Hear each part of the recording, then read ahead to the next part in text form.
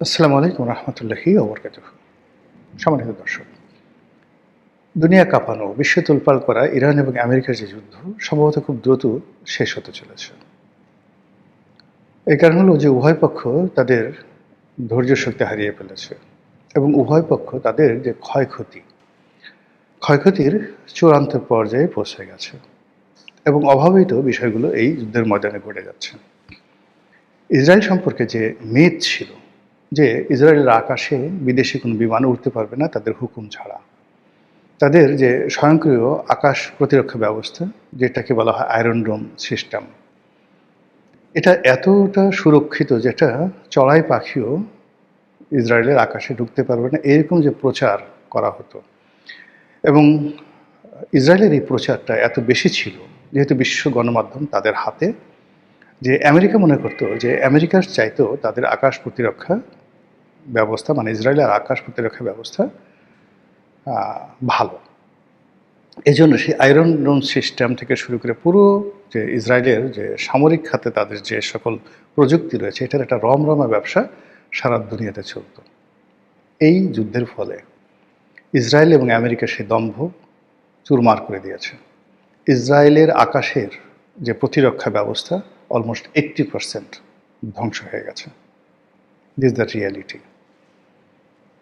২ নম্বর হলো যে আমেরিকার যে B-2 বোমারু বিমান, আকাশে যে রিফুয়েলিং যে বিমানগুলো আছে, মাইলের পর মাইল যে তাদের F-35 যে বিমানগুলো রয়েছে, অত্যাধুনিক জঙ্গি বিমান, সেগুলো হাজার হাজার মাইল সেই পথ অতিক্রম করে আকাশেই আবার নতুন করে ফুয়েল নিয়ে তারপর একটা দেশে নিখুঁতভাবে বোমা মেরে তারপর আবার ফিরে যেতে পারে। এই যে মিথ, এই যে আতঙ্ক সারা পৃথিবীতে, সেই F-15 থেকে শুরু হয়েছে, F-15 থেকে এখন F-35, এই বিমানের যে দাপট, এই দাপট নিয়ে সারা পৃথিবীর যে মিথ ছিল ভেঙে দেওয়া হয়েছে বা ভেঙে গেছে। থার্ডলি হলো ওদের বড় বড় যে সামরিক জাহাজগুলো রয়েছে, এক একটা সামরিক জাহাজে 8,000 9,000, এক ডিভিশন থেকে 1.5 ডিভিশন সৈন্য থাকে এবং এদেরকে বলা হয় ত্রিমাত্রিক সৈন্য। এবং এরা মার্কিন মেরিন হিসাবে আমেরিকার সেনাবাহিনীতে সবচেয়ে চৌকুশ কর্মকর্তা হিসেবে পরিচিত। তারা মরুভূমিতে যুদ্ধ করতে পারে, আকাশে যুদ্ধ করতে পারে, সমুদ্রে যুদ্ধ করতে পারে এবং স্থলে যে সবচেয়ে পাহাড় পর্বত সব জায়গায় তারা যুদ্ধ করতে পারে। ফলে মার্কিন মেরিনের নাম শুনলে পৃথিবীর অন্য যে সকল যোদ্ধা জাতি রয়েছেন বা যোদ্ধা যে বাহিনীগুলো রয়েছে তাদের মধ্যে এক ধরনের কম্পন তৈরি হয়ে যেত। এই জিনিসগুলো ভেঙে গেছে। এখন মার্কিন মেরিন নিয়ে মধ্যপ্রাচ্যের কোনো দেশে কোনো ভীতি নেই।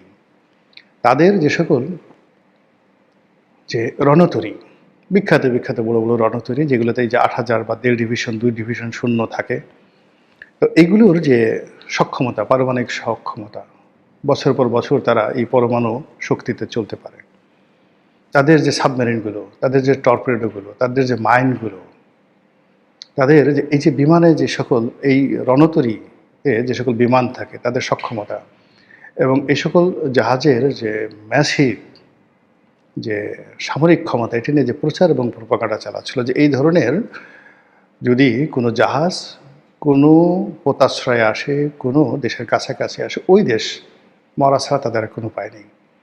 1971 সনে আমাদের এখানে মার্কিন এই নৌবহরের 7ম নৌবহর, খুব বিখ্যাত ফ্লিট ছিল, তারা সেই 7ম নৌবহর বঙ্গোপসাগরে আসবে। এই ভয়ে আমাদের মানে গ্রামগঞ্জে সেই দেখা গেল যে অজপাড়া গায়ের যে কফিল উদ্দিন, লেখাপড়া জানে না, সেখানে শুনছে আমেরিকার 7ম নৌবহর আসছে, তার পায়খানা প্রস্রাব বন্ধ হয়ে গেছে ভয়।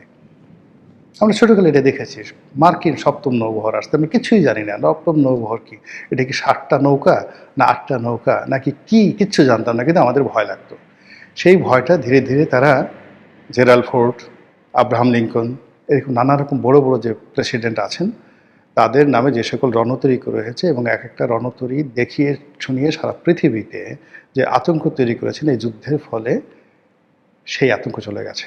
অনেকগুলো তাদের যুদ্ধজাহাজ আক্রান্ত হয়েছে, অনেক সৈন্য মারা গেছে, অনেক যুদ্ধজাহাজ মানে মেরামত করার জন্য পারস্য উপসাগর থেকে সরিয়ে আনা হয়েছে এবং অনেক যুদ্ধজাহাজ সেখান থেকে পালিয়ে গেছে এবং ওখানে দায়িত্ব করার মতো দুঃসাহস এখন পারস্য উপসাগর হরমুজ প্রণালীতে নেই। ডোনাল্ড ট্রাম্প সমস্ত আরব রাষ্ট্র থেকে শুরু করে সারা দুনিয়ার লোকের কাছে সাহায্য চাচ্ছেন। জাপান, অস্ট্রেলিয়া, কানাডা, আমেরিকার বাইরে যে সকল ন্যাটো সদস্য রয়েছে সবার কাছে তিনি সাহায্য চাচ্ছেন।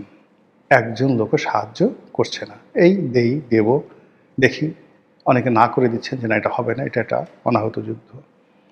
ফলে তাকে মার্কিন সেনাবাহিনীর যে বিমান বাহিনীর যে অংশটি, সশস্ত্র বাহিনীর, এই বিমান বাহিনীর উপর নির্ভর করে তাকে আকাশ থেকে বোম্বিং করতে হচ্ছে। এবং এই বোম্বিং দিয়ে পৃথিবীর কোনো যুদ্ধের পরিসমাপ্তি হয় না, বরং যারা খুব অতিমাত্রায় বোম্বিং করে ধরে নেওয়া হয় তার ফুয়েল শেষ হয়ে গেছে এবং সে ধৈর্য হারিয়ে ফেলেছে। আমেরিকার ইতিহাস রয়েছে। আমেরিকা যখন নিশ্চিত জানলো যে আমি পরাজিত হব, আমাকে চলে যেতে হবে, তারা শেষের দিকে আফগানিস্তানে যেভাবে বোম্বিং করেছিল, মরণ কামড় দিয়েছিল, যেভাবে তারা ভিয়েতনামে বোম্বিং করেছিল, মরণ কামড় দিয়েছিল, যেদিন বোম্বিং হয়েছিল যারা যুদ্ধ এক্সপার্ট তারা বলেছিল যে আমেরিকার পরাজয় নিশ্চিত। একইভাবে যেভাবে ইসরায়েল এবং আমেরিকা যুগপৎভাবে ইরানের প্রতিটি স্থাপনাতে 16,000 স্থাপনাকে তারা টার্গেট করে যেভাবে বোম্বিং করছে, এইভাবে 4-5 দিন বোম্বিং করলে তাদের গোলা বারুদ ফুয়েল সব শেষ হয়ে যাবে। তো এই কাজগুলো করছে। অন্যদিকে ইরানের যে সমস্যাটা হয়ে গেছে, ইরানের সমস্যাটা হলো ইরানকে আমরা রিড করতে পারছি না, তার কি আছে কি নেই, সে পারবে কি পারবে না। একবার আমরা তাদের পক্ষে যাচ্ছি, একবার বলছি যে না, অসহায়, তাদের শুধু মরতে হবে। কিন্তু ওই ধ্বংসস্তূপের মধ্য থেকে বের হয়ে তারা একবার সিজিল, তাদের যে শব্দের চাইতে 13 গুণ গতিসম্পন্ন যে মিসাইল, যে মিসাইলের মাথায় 1.5 টন, 1.5 টন মানে 1 টনে 40 মণ, এরকম 60 মণ, 1.5 টন ওভারহেড গোলা বারুদ থাকে। তো বোঝার চেষ্টা করুন যে এই 1.5 টন 60 মণ, আপনার 60 মণের বেশি, মানে 1 টনে কত, 40 মণে 1 টন বোধ হয়, 1000 কেজি। 1000 কেজি 1 টন আর 1500, মানে এই সিজিলের সামনে যে 1500 কেজি পাওয়ার থাকে, গোলা বারুদ থাকে, সেইটা ইসরায়েলে তারা ছেড়েছে এবং নিখুঁতভাবে টার্গেট করে সেই বোমার বিস্ফোরণ ঘটিয়েছে। 1.5 টন ওজনের বোমার বিস্ফোরণ ঘটিয়েছে তাদের সেই সিজিল মিসাইল দ্বারা। অভাবনীয়, কল্পনাই করা যায় না। যেখানে একটা পিস্তলের ছোট্ট একটা বুলেট, তো সেই একটা বুলেটের মাথায় কতটুক, আধা গ্রাম বারুদ থাকে কিনা যথেষ্ট জানি না, সে আধা গ্রাম বারুদের দাপটে যে পিস্তলগুলো আছে, সেই পিস্তলগুলো কোনো পিস্তল, আমি পিস্তলের কথা বললাম, অন্যান্য নন ইফেক্টিভ, কোনো পিস্তল আছে যারা প্রায় আধা কিলোমিটার পথ, 500 মিটার পথ গিয়ে একটা ডাইরেক্ট জায়গা থেকে শ্যুট করতে পারে, এত পাওয়ারফুল। পেট্রোবারেটার যে পিস্তলগুলো রয়েছে, ওয়ালথারের যে পিস্তলগুলো রয়েছে অত্যন্ত ইফেক্টিভ। আর AK-47 থেকে শুরু করে কালাশবিক যে সকল মারণাস্ত্র রয়েছে, তো এইগুলো মানে এইগুলির ইফেক্টিভনেস নিয়ে কল্পনাই করা যায় না। তো সেখানে যদি ধরুন 1 গ্রামও নয়, মিলিগ্রাম বারুদের যদি ওই অবস্থা হয়, তাহলে 1.5 টন বারুদ, 60 মণ বারুদ যেখানে পড়ে, সেখানে কি পরিমাণ ধ্বংস হয়েছে ইসরায়েলে বোঝার চেষ্টা করুন। তছনছ হয়ে গেছে, যেগুলোর ছবি আমরা পাচ্ছি না। তো এই যে একটা অবস্থা চলছে, সেই অবস্থার সঙ্গে সঙ্গে ইরানের যে সর্বোচ্চ ধর্মীয় নেতা, তিনি সপরিবারে নিহত হয়েছেন। এখন নতুন যে ধর্মীয় নেতা, তাকে বলা হচ্ছে যে মস্কোতে সরিয়ে নেওয়া হয়েছে। তিনি ঠিক 1 মিনিটের জন্য প্রাণে বেঁচে গেছেন বা 1 সেকেন্ডের জন্য প্রাণে বেঁচে গেছেন। এর বাইরে তাদের যে বেশ কয়েকজন, 3 জন যে RGC, যেটা যে বাহিনীটি মূলত এই মুহূর্তে যুদ্ধ করছে, তাদের বিপ্লবী বাহিনী যেটি, তো সেই বিপ্লবী বাহিনীর কমান্ডার ইন চিফ, 3 জন কমান্ডার ইন চিফ পরপর নিহত হয়েছেন। ফলে এটি তাদের জীবন মরণ এবং অস্তিত্বের বিষয় হয়ে গেছে। তাদের বক্তব্য হলো যে কোনো মূল্যে আমরা এর প্রতিশোধ নেবই, প্রতিশোধ না নিয়ে আমরা বাঁচব না। তো এই যে একটা মানুষ যখন তার নিজের জীবনের মায়া ত্যাগ করে ফেলে, তখন সেখানে কি তৈরি হয়? এই মুহূর্তে ইরানের যে আর্মি রয়েছে, স্থলযুদ্ধের জন্য আর্মি, তাদের যে অস্ত্র রয়েছে, তাদের সাধারণ মানুষের যে সামরিক ট্রেনিং রয়েছে, তাতে করে মধ্যপ্রাচ্যের যে যুদ্ধ, সেই যুদ্ধ কোন পর্যায়ে যাবে কল্পনাই করা যায় না। ফলে আকাশযুদ্ধ থেমে যাবে। আকাশযুদ্ধ থেমে যাওয়ার পরে মধ্যপ্রাচ্যে যে সৌধ তৈরি করেছে, সেই সৌধগুলো, আমি কোনো দেশের নাম বললাম না, ইরানের যে স্থলবাহিনী, তারা যদি মুভ করে, এই স্থলবাহিনী তাদের 1 ঘন্টা লাগবে এ সকল বিত্তবিলাস বৈভবে যে সকল আমেরিকার দোসররা মধ্যপ্রাচ্য শাসন করছে তাদেরকে দখল করতে। আর তখন আমেরিকা এই পুরো মধ্যপ্রাচ্যের বড় বড় শহরগুলোতে কয়টা বোমা মারবে?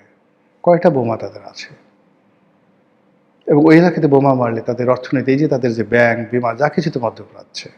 তো সব মিলিয়ে এই যুদ্ধ এমন একটা চূড়ান্ত পর্যায়ে চলে এসেছে যে আগামী 2 সপ্তাহের মধ্যে এই যুদ্ধের যে ফলাফল, এটা নির্ধারিত হয়ে যাচ্ছে সম্ভবত।